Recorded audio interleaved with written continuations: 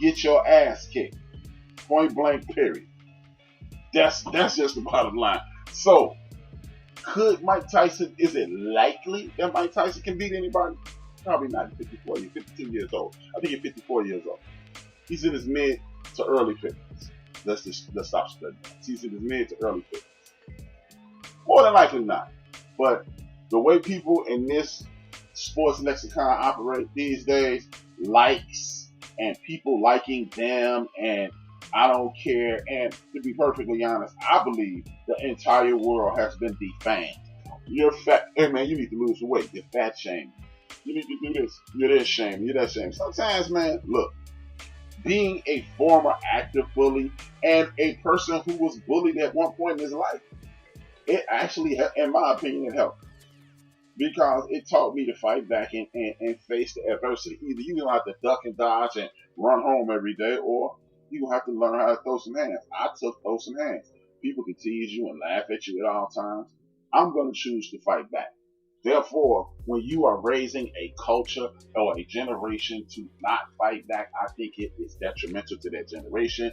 That's why I do believe at some point Mike Tyson could make a comeback and kick a lot of these dudes' draws in their ass. I'm just saying, big ups to Mike Tyson. Either way, if we see you or if we don't see you, it's dope to me, because even though I was not a big Mike Tyson boxing fan, I am a big Mike Tyson. That's what happens when you don't take a nap before the show. You have a lisp. I am a big Mike Tyson, the person, fan. Big ups to Mike. Good luck in your future endeavors. Hope to see you soon. Love your podcast. Tune in to Man Tooth Line. I'm dope.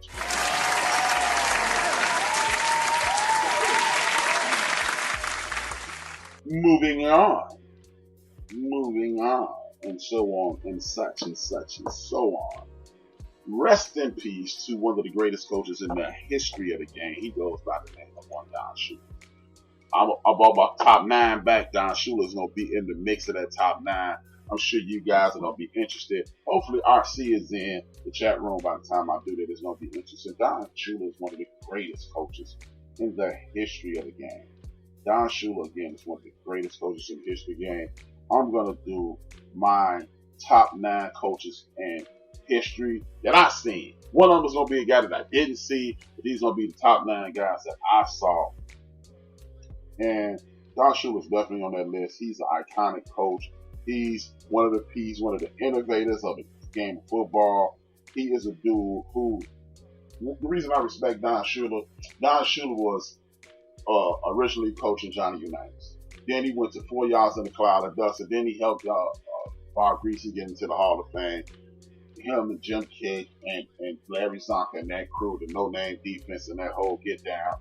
And then after that, what he did was get David Woodley and that crew into the Super Bowl. Then he had Dan Marino, got him to the Super Bowl. So you're talking about from the 50s, 60s, to 70s, and 80s, Don Shula was the man. He had 33 years of coaching, 2 fast seasons to show you how dope Don Shula was. Don Shula. Y'all ready for this? The great Don Shula. The great Don Shula coached 33 years, had 2 losing seasons. He won 13 division titles in Miami, and he was there 20-something odd years. 13 division titles and 2 losing seasons. Y'all ready for this? Since he retired, they've had 2 winning seasons. Don Shula was 90 years old. Rest in peace, Don Shula. Thank you for the great job. Thank you for all the years of entertainment. Much love, much respect.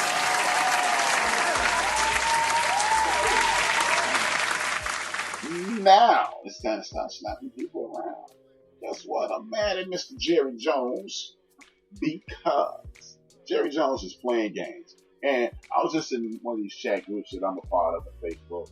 I promote my show on Facebook. Sometimes I want to write sentences. But I still do it. I prefer Twitter. Now, but the thing is, man, the big conversation is this week, Andy Dalton, former starting quarterback for the Cincinnati Bengals, a.k.a. Mr. Average, a.k.a. anybody can do what he did, a.k.a. dude ain't that good, got $3 million guaranteed.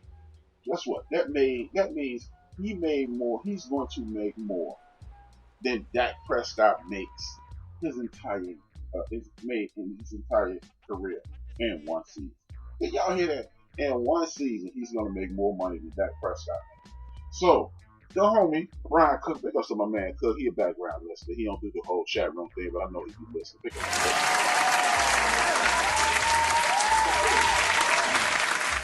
the homie Cook put it out there. Let's talk about this Dak Prescott thing. Hey, no. I didn't say anything about Dak Prescott. My man D Gray, one of 50% of the hit makers. Me and D Gray wrote all the songs that y'all love. I ain't say anything bad about. I said Andy Dalton he's the ultimate backup. That's all he is. But as I look at this situation, keep your football. Hey man, D Gray, it's not my fault you rooting for the Cowboys. And your boy Jerry Jones paid this dude more than Dak made in his entire career in one contract, and he's king of the average people. I'm sorry, but you know what? He's an excellent backup. He's tailor made for the backup quarterback position. But that's neither here nor there. The homie Cook put up on Facebook. Let's talk about this Dak Prescott. And I said, usually when Cook put that stuff up, I don't really get bothered because a lot of people in Cook's group are fans. You know, they think that ESPN tells the truth, and they go by stuff that they say on ESPN.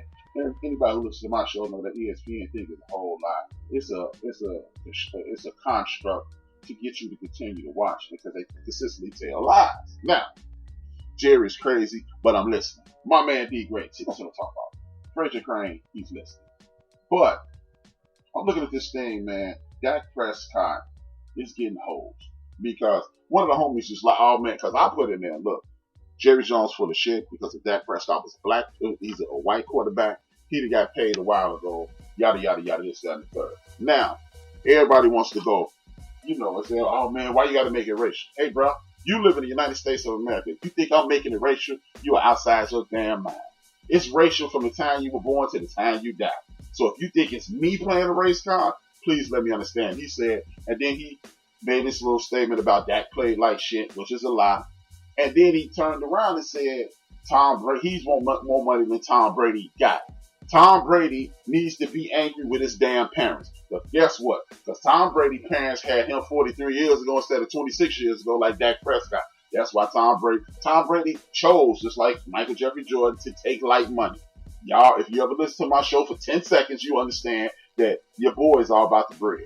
I am not about to be a 100,000 there, then a millionaire and give a billionaire discount. The salary cap is not my job. That's player development and scouting and general manager's job to surround me with the proper talent. Y'all are outside of y'all mind for always talking that foolishness about giving money back to billionaires. Allow me to digress. Then he goes, Tom Brady, Dak Prescott played like shit. First and foremost, let's get this out the way. Dak Prescott did not have a bad season, and the Cowboys didn't have a bad season. The Cowboys actually had a good season in spite of their piss poor leadership.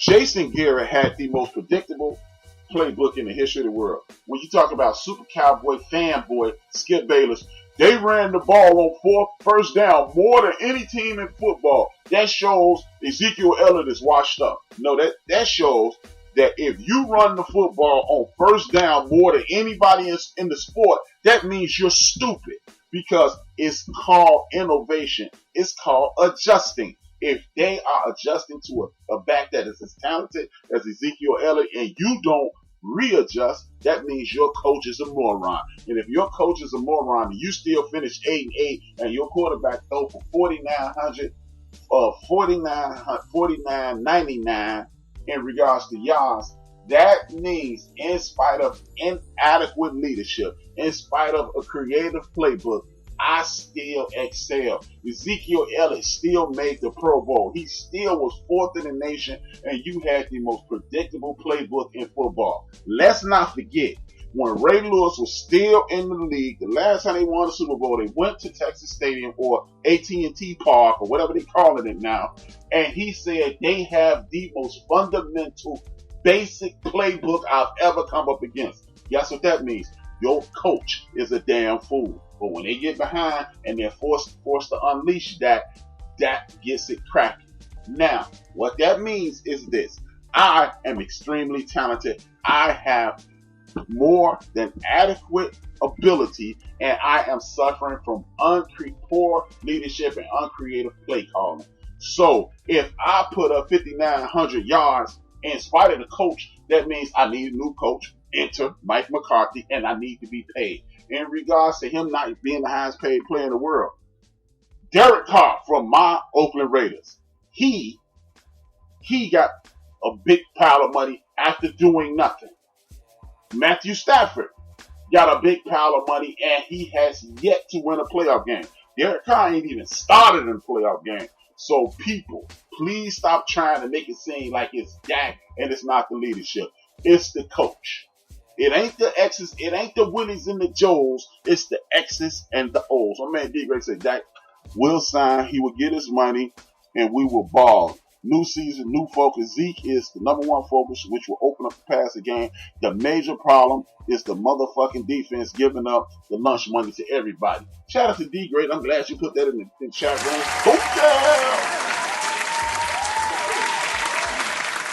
I don't doubt that because I like Mike McCarthy. I think he's a hell of a coach. But my point I'm making, D-Great, is this. The point I'm making, D-Great, is this.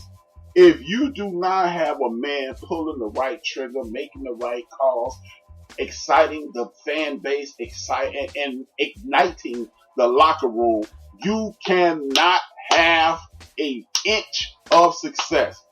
The Dallas Cowboys have been hot, cold, hot, cold, hot, cold, hot, cold, hot, cold for the last 10, 12 years.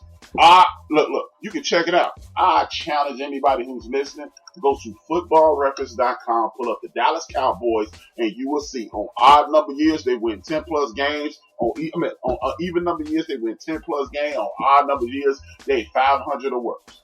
In the last 8 years against Jason Garrett, they've never been under 500. So inconsistencies like that are indication that at the top there is a chink in the armor.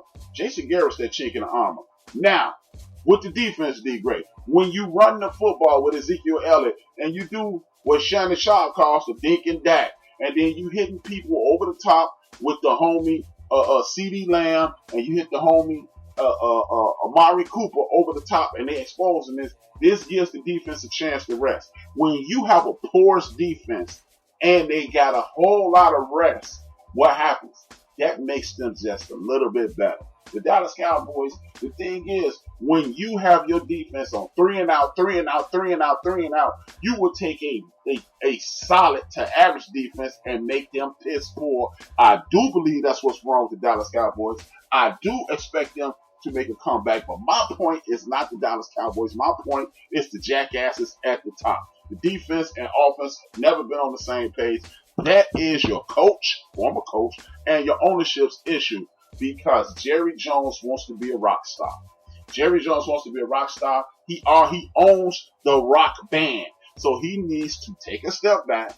He needs to engage from the ownership perspective, and he needs to grab the nearest chair, go to his skybox, look at the game, and sit your ass down. Sit your ass down. But he wants to be the show, my dude. The owner of that team wants to be the show, so he throws the pH balance, so to speak, off, and that's why the Dallas Cowboys struggle. If he set his ass down, the Dallas Cowboys would be in a better situation. He would have 5 Super Bowls instead of 3. Jimmy Johnson would have been in the Hall of Fame instead of just getting it in, and so forth. So I could run down a litany of things. He wants to be the man, therefore he is a big damn fool. Back to Dak. Why should Dak Prescott get all this money? Same reason Derek Carr at one point was the highest paid player in the National Football League. Ain't done a damn thing. Dak been in the league 4 years. He got 2 playoff games. He got 4 years, 2 playoff appearances, and 1 victory. Matthew Stafford been in the league 10 years, 2 or 3 playoff appearances, and 0 wins.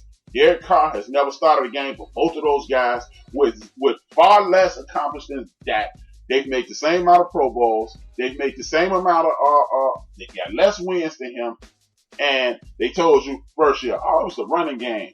Then he came back and had a mediocre year. He came back, and then Dak showed out once they gave him adequate weapons. It was luck. And then he can't do it. He can't do it statistically. They do it statistically, and they put up another